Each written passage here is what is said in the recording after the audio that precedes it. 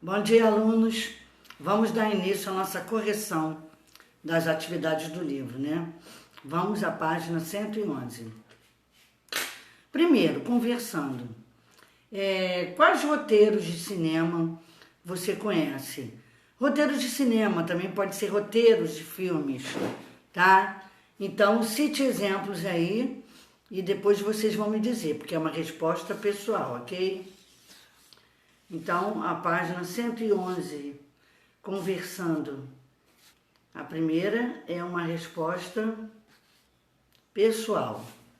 E a segunda, com base no título, o ano em que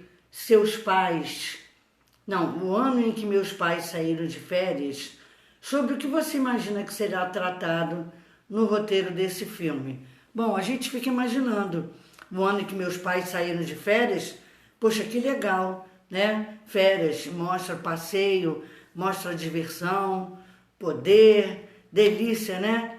Mas não é bem assim, né? A história. Então, vocês vão dizer, depois que vocês acabarem de ler, tá? O que vocês imaginavam a respeito desse título? Será que é a mesma coisa? Então, é a resposta de vocês, tá? Agora vamos à leitura. Esse filme, esse texto que vocês vão ler embaixo, é um roteiro de filme, né, de cinema. Esse filme se passa em 1970 e conta a história de Mauro, um menino de 12 anos, filho de militante de esquerda. Perseguidos pela ditadura militar, os pais o deixam com o avô, que falece no mesmo dia em que Mauro chega. Com isso, o menino fica aos cuidados de Sholomo, um solitário senhor judeu. A cena a seguir mostra o momento em que a família sai de Minas Gerais para São Paulo. Então, gente, esse texto é grande, vocês têm que ler, né, com muita atenção. Se eu for ler ele aqui, vai ficar muito tempo, vai ficar tempo demorado. Então, eu vou dar uma pequena explicação. Vocês observem aí que um roteiro, né, de filme e de cinema tem as suas divisões, né? Observa aí quando começa. Na mesa do jantar. Aí é para mostrar que a família está sentada à mesa, né? Então aí essa parte chama-se rubrica, onde mostra as ações, né? E os sentimentos das pessoas, né? Como é que elas devem agir. Forte ruído do telefone batendo no gancho distrai Mauro. Ele vacila no controle da palheta quando dispara o botão de Pelé em direção à bola. A pequena bolinha de plástico passa por cima do gol. Miriam, 30, a mãe de Mauro, com cara de preocupada, junto ao telefone, fala em tom bem sério com o filho. Então aqui, essa explicação inicial, né, contendo até o ritmo da bolinha, né, o ruído do telefone, tudo isso aí vai ter que ser mostrado quando a pessoa vai atuar, né, tem que lembrar dessas partes. Então a rubrica é importante para isso, tá? Para mostrar as ações, as coisas que vão acontecer. Aí depois vem as falas, que são os diálogos entre as pessoas. Aí vem o nome da pessoa destacado e o que ela vai falar. Vamos ter que viajar. E o Mauro responde que é o filho agora, a Miriam agora. Mas o papai, a Miriam, para variar, está sempre atrasado. Aí vem embaixo, Miriam está apreensiva, está nervosa, né? Ouve um som de carro, vai até a janela. Miriam espia pela janela e vê. Aí aparece janela, PV de Miriam. Esse PV é relacionado ao cinema, né? Como é que se fala? É uma cena vista sobre a ótica de um personagem, né? Que ela vai ver lá de cima da janela o Fusca azul do marido, né? Ou do pai do menino. Então, a história mostra a viagem, o período que eles saíram de casa até chegar na casa do avô, que é em São Paulo, e eles estão, que na realidade, fugindo, eles não estão em férias, eles estão fugindo da ditadura militar, que naquela época, né, ocorreu no Brasil nos anos de 1964 até 1985, quando os militares tomaram o poder e passaram a governar o país. Foi um período caracterizado pela falta de democracia, supressão de direitos constitucionais, censura, perseguição política e forte repressão aos que eram contra o regime militar. Então, os pais desse menino eram contra, então estavam sendo perseguidos. Precisavam o quê? Salvar-se, né? Então, vocês, depois da leitura, nós vamos agora para a página 115. Compreendendo. Número 1. O roteiro de cinema é um gênero que apresenta alguns elementos narrativos, como personagens, tem que ter, o enredo, que é a história em si, né? O tempo, quando, né? Quando que ocorre isso? E o espaço, onde? Com base nisso, responda as questões. Letra A. Quem são os personagens envolvidos nesse trecho? O menino Mauro e os pais, né? Que são Miriam e Daniel. Então, o menino Mauro e seus pais, que são Miriam e Daniel. Vamos para a letra B. Em que lugar se passam as ações? Na casa da família, né? Na estrada, em frente à casa do avô, tá? Então, se passa na casa da família, na estrada, quando eles vão embora viajar, e na frente do prédio onde mora o avô. Letra C. Quanto tempo teria durado a cena apresentada? O tempo de uma viagem daqui, de Minas até São Paulo, né? Foi nesse tempo aí a história. Agora vamos para o número 2. Leia os acontecimentos do trecho do roteiro e ordene-os cronologicamente. Então, eu vou colocar em ordem. Miriam e Daniel, pais de Mauro, decidem tirar férias, né? Férias entre aspas, não são férias. É o quê? Uma fugida, né? Da ditadura militar, na realidade. Segundo, Miriam e Mauro aguardam Daniel, que está atrasado. Quer dizer, o pai, né? O pai do menino. Número 3, a família inicia a viagem. 4, Mauro avista o caminhão do exército. Quer dizer, eles ficam assustados, né? 5, os pais de Mauro ficam apreensivos com o caminhão do exército. E por último, os pais de Mauro o deixam em frente à casa do avô, para poderem fugir. Então, a numeração ficou 3, 2, 4, 6, 1, 5. Vamos agora para o 3. O texto lido faz referência à década de 1970, quando o Brasil vivia uma ditadura militar. Converse com pessoas que vivenciaram esse período e peça-lhes que relatem, que contem suas experiências. Em seguida, compartilhe as informações com seus colegas. Então, vocês vão fazer uma pesquisa, conversar com os pais. Depois, quando vocês estiverem com seus amigos, fazerem um comentário, né, sobre isso. O número 4.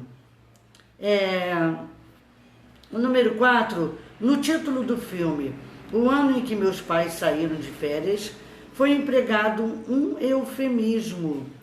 Então, o eufemismo, gente, é uma figura de linguagem que utiliza uma palavra, uma expressão, para amenizar o peso da palavra que eles não querem dizer, né? Ou seja, uma expressão com finalidade de suavizar uma ideia que é considerada desagradável. Identifique-o e explique por que o eufemismo foi utilizado. A expressão sair de férias, né? Eles colocaram essa palavra para amenizar, porque na realidade eles não estavam saindo de férias, eles estavam em fuga, fugindo da ditadura militar. Então a expressão aí é sair de férias. Então, para não dizer que eles estavam em fuga, utilizaram uma palavra para suavizar a fuga, né? De falar que saindo de férias, certo? Para não assustar o menino e dizer que estavam sendo perseguidos pela ditadura. Então, para suavizar a ideia de fuga. Página 116.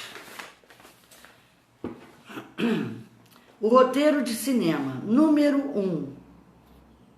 Explorando o roteiro de cinema. A quem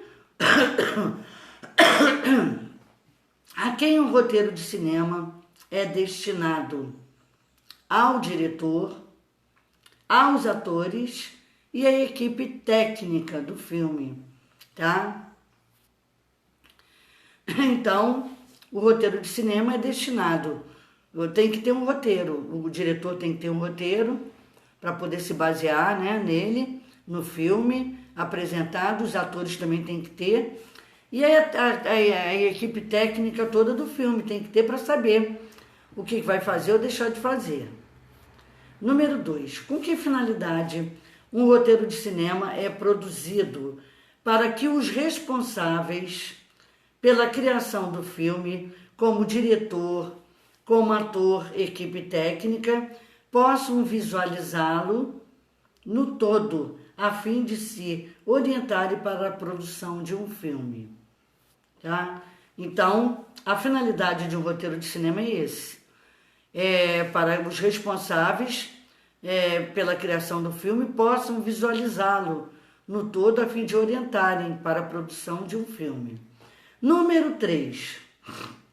Leia um trecho da entrevista de Karl Hamburger, dada a uma revista da USP sobre a produção do filme.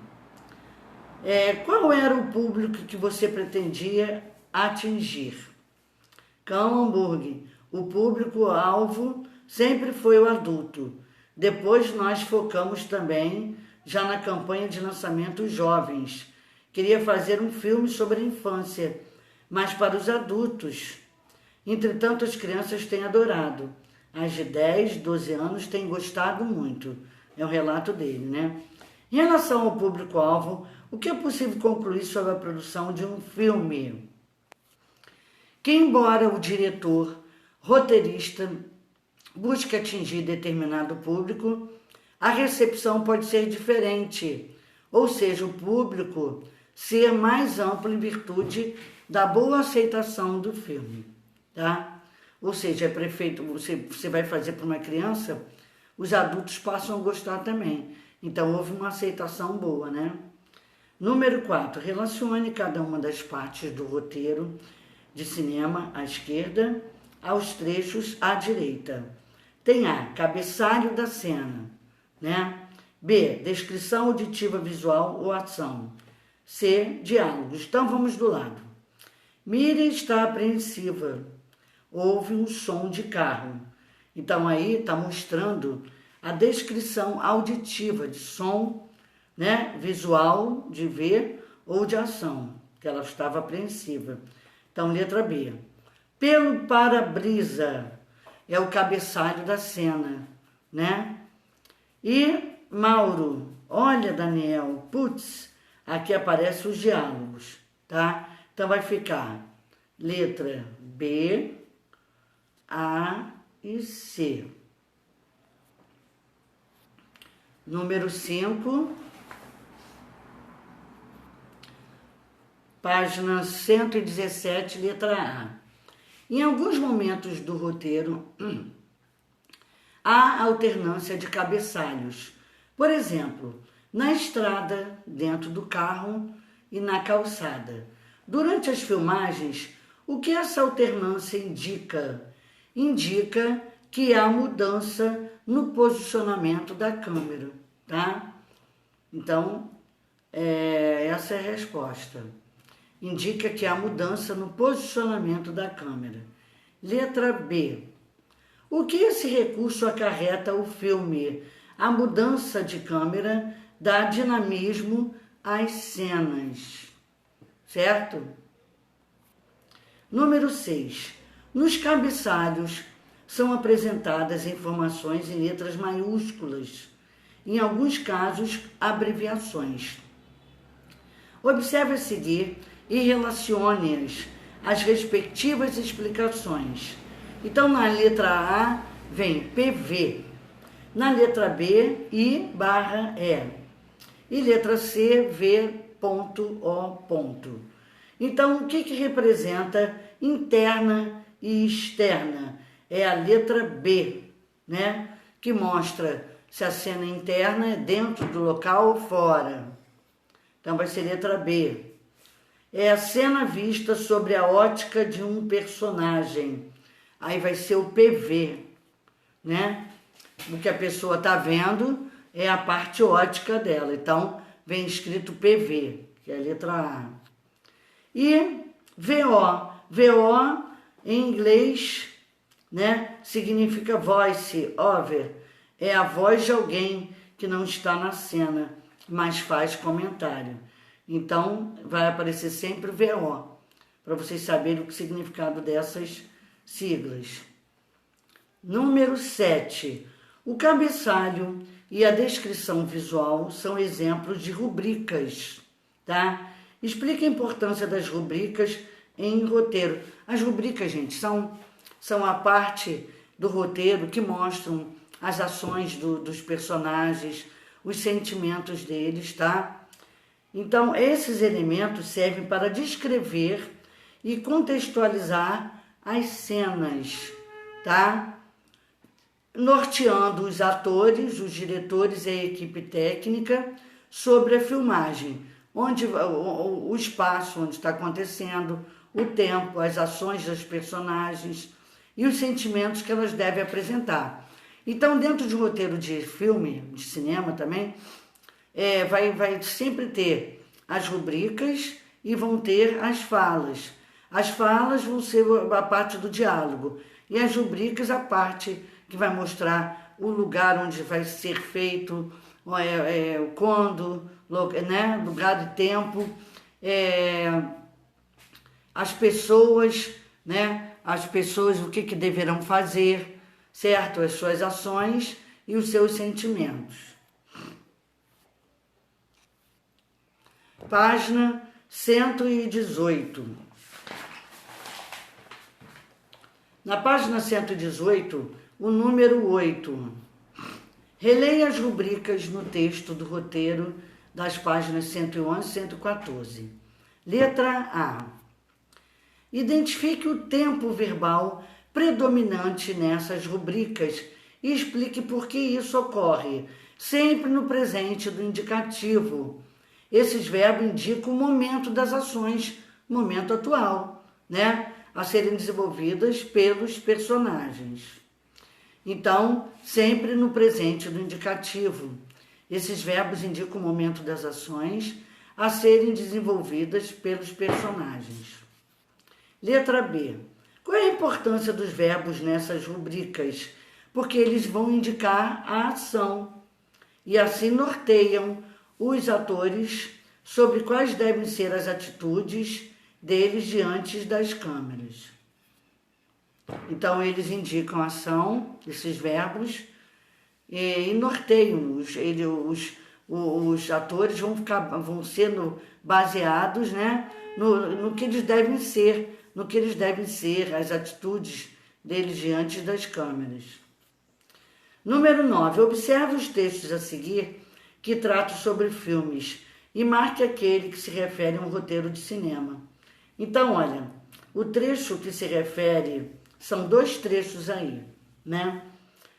Estrelas Além do Tempo e Antes que o Mundo Acabe. Então, a pergunta marque aquele que se refere a um roteiro de cinema. Um roteiro de cinema, né, mostrando as indicações. Então, o segundo, tá? Antes que o Mundo Acabe.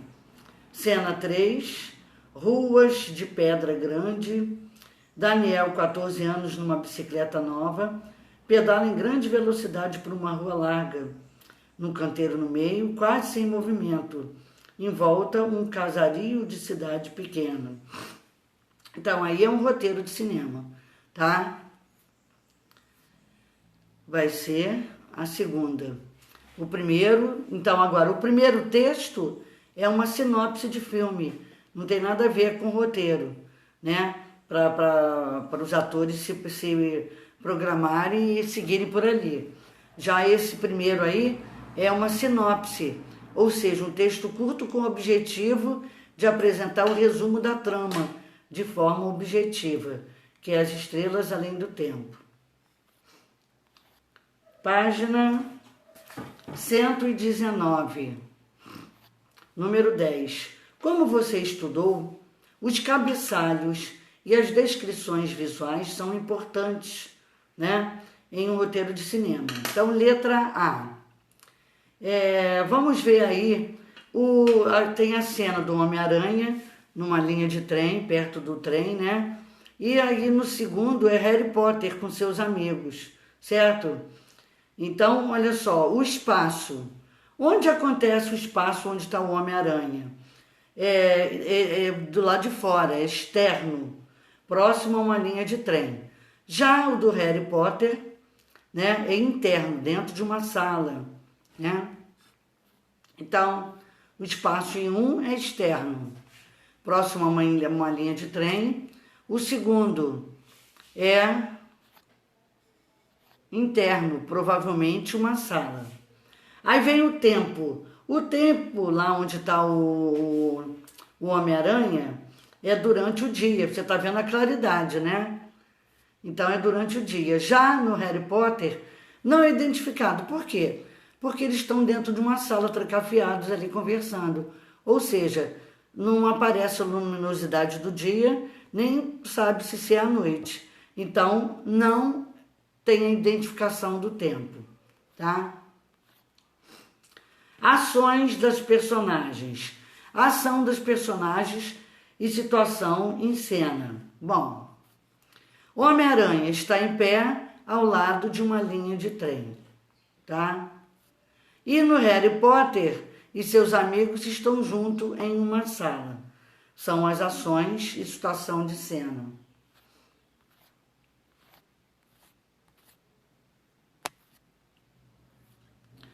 Página 120. Letra B. Com base nas informações que você identificou nos fotogramas da questão anterior, crie o cabeçalho e as descrições visuais que poderiam ter sido escritos no roteiro desses filmes, na cena A. Então, ficará externo XT, mostrando também que está de dia e do lado de uma linha de trem. Então, aí foi feito o quê? Fotogramas da questão, né? Para pedir sobre o cabeçalho e as descrições visuais, né? Dentro de um roteiro. Então, tem que apresentar se está no lado externo ou interno e abreviado. Se é de dia, de noite. Onde a pessoa está no momento, tá? Então, agora vamos na cena do Homem-Aranha. Aliás, Homem-Aranha, sem sua máscara, está em pé ao lado de uma linha de trem, enquanto o trem está em movimento. E na cena B, possível resposta, vamos lá, interno, né? Ou seja, está na sala. E vamos ver mais alguma dica. Harry Potter e Hermione estão sentados em um tapete. Harry mostra a ele um livro. Enquanto isso, Rony, sentado em um sofá vermelho, observa-os. Vamos ao número 11. Leia o trecho do roteiro do filme Zuzu Angel, dirigido por Sérgio Rezende.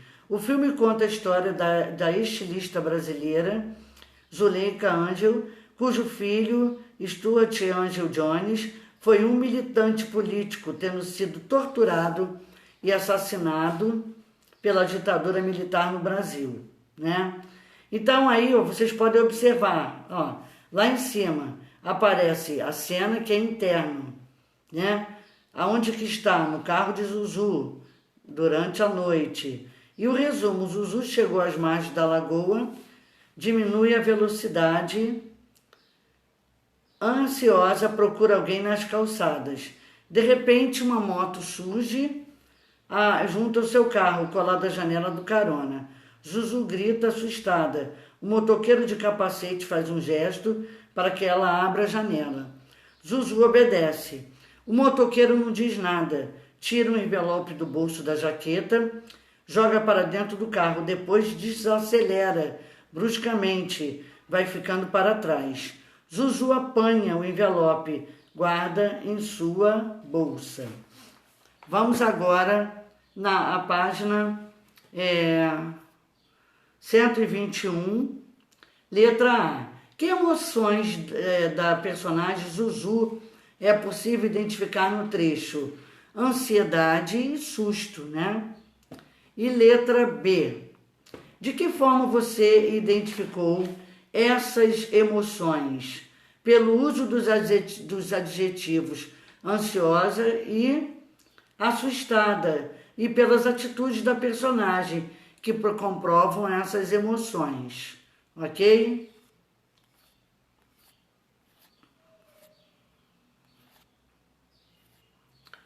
Número 12. Agora veja esse outro trecho de roteiro de filme, Antes que o Mundo Acabe, lançado em 2009, dirigido por Ana Luísa Azevedo. Antônio, chegou ontem para ti. Daniel observa o envelope, os selos estrangeiros, estranha o remetente, Daniel Vaz. O mesmo nome do destinatário, que também é Daniel Vaz. Olha o endereço de envio, a algum lugar na Tailândia. Olha para a Elaine, que come a sua granola sem o encarar. Olha novamente à frente e o verso. Empurra o envelope para Elaine. Letra A. Com base nessa descrição visual, é possível perceber como Daniel estava se sentindo com a chegada da carta? Ele estava sentindo estranhamento, uma desconfiança, porque ele não sabia de quem era, né? Então, sim, ele estava sentindo estranhamento, uma desconfiança. Letra B. De que forma você identificou isso? Pelas ações do personagem, né? Que revelam suas emoções. Letra C. Qual é o verbo que foi empregado mais vezes no trecho? Foi o verbo olhar. Letra D. Explique o que essa repetição causa no texto. Contribui para que o leitor, né, ou espectador, compreenda o que o personagem estava sentindo. Então, contribui para que o leitor compreenda o que o personagem estava sentindo. Vamos agora ao número 13. Imagine que você é um roteirista, que vai fazer um roteiro de cinema, de filme, né? Você deverá produzir descrições visuais sobre as emoções que os personagens devem transmitir.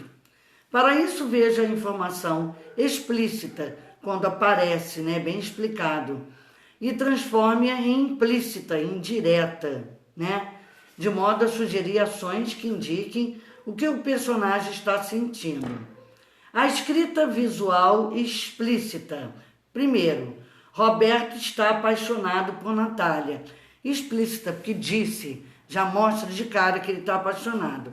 Vamos ver como vai ficar de forma implícita, né? Descrição visual implícita.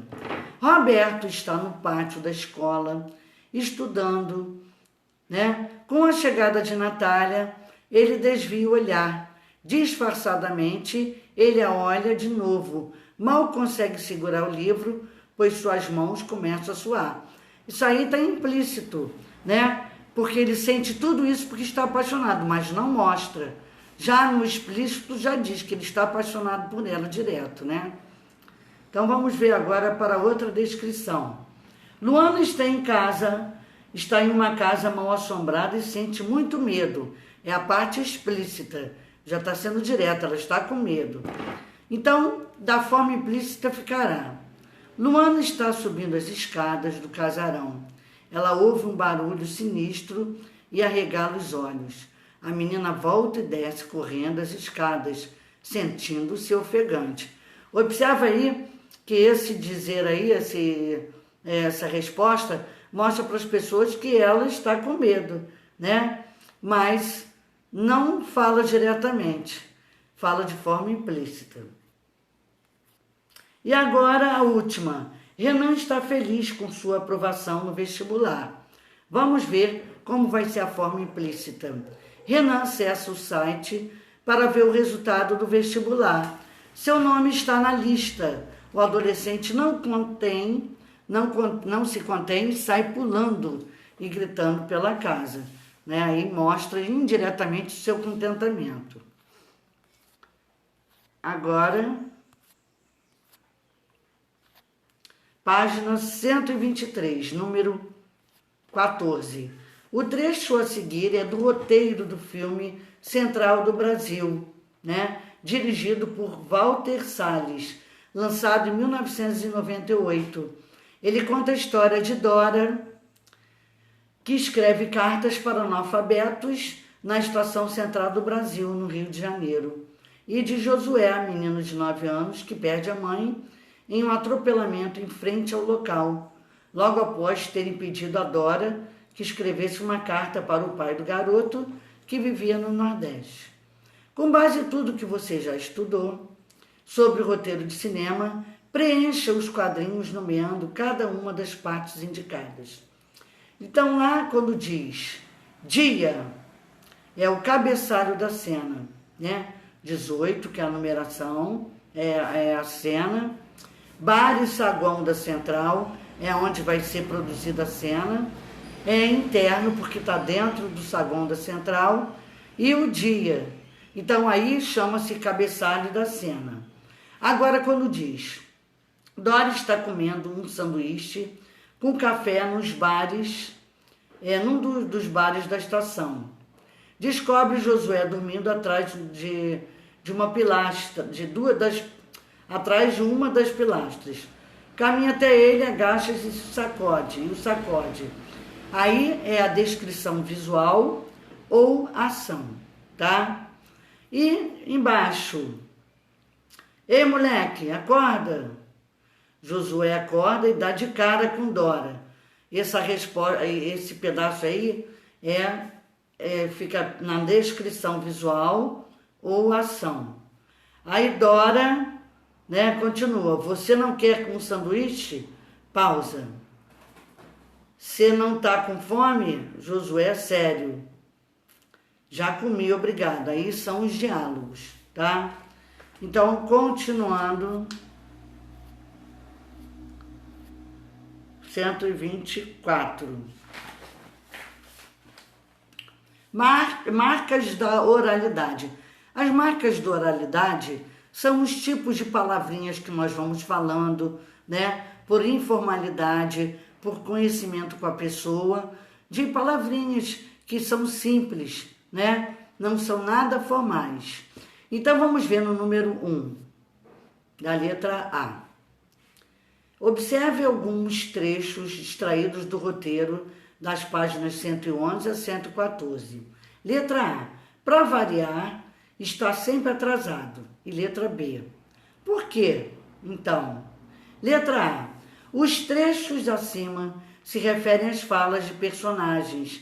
Identifique em cada um deles as marcas de oralidade. Na letra A é o pra e na letra B vai ser então, tá? São as marcas de oralidade. Letra B. Por que nesses trechos há o emprego de marcas de oralidade?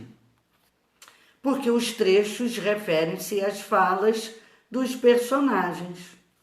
Número 2. Agora observe a reprodução de duas capas de livro, né? Tem a primeira capa, né? Tá falando grego, e a segunda, o que tem o que a Terra está falando, né? Então identifique em qual das capas de livros há a marca de oralidade Que marca é essa? O livro A, né? Apresenta a marca de oralidade tá, no lugar de está. A maneira mais simples de ser falada para poder entrar em comunicação, ok? Agora, página 125, número 3.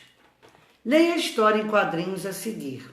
Tá difícil ter ideia para essa história. A professora disse que era legal observar a realidade. Que tal a gente dar uma observadinha na realidade? Mal não vai fazer. Passarinho, supermercado, carro, avião, árvores, casa, esqueleto amarelo. Ué, esqueleto? O quê? Aventuras do Esqueleto Amarelo, por Suriá e Natinha. Letra A. A que tipo de observação a professora estava se referindo? Que as meninas observassem os seres da vida real, o que podiam perceber ao seu redor, né? As coisas que podemos ver. Que as meninas observassem os seres da vida real, o que podiam perceber ao seu redor. Letra B. Que seres da realidade as meninas observaram? Os passarinhos, o supermercado, o carro, o avião, a árvore e a casa, né? E outra pergunta, o que quebra a sequência dos elementos que eles estavam observando? Quando ela diz que viu um esqueleto amarelo, que foge da realidade, né? Então, o esqueleto amarelo é fruto da imaginação das meninas. Letra C. Identifique as marcas de oralidade e explique por que essas marcas foram transcritas. Então, são essas. Tá, né? Foi abreviado para uma forma mais simples, ao invés de está, e pra, ao invés de para. O autor tentou deixar mais próxima a maneira como as crianças da idade delas costumam falar. Então, são as marcas de oralidade, de acordo com a idade, né? Para mostrar envolvimento entre elas no diálogo. E na letra D, a situação comunicativa é formal ou informal? Lógico que é informal. E que elementos revelam isso? Né? Pois as meninas são amigas e estão em um contexto informal de comunicação. Uma conversa cotidiana sobre a tarefa escolar, certo?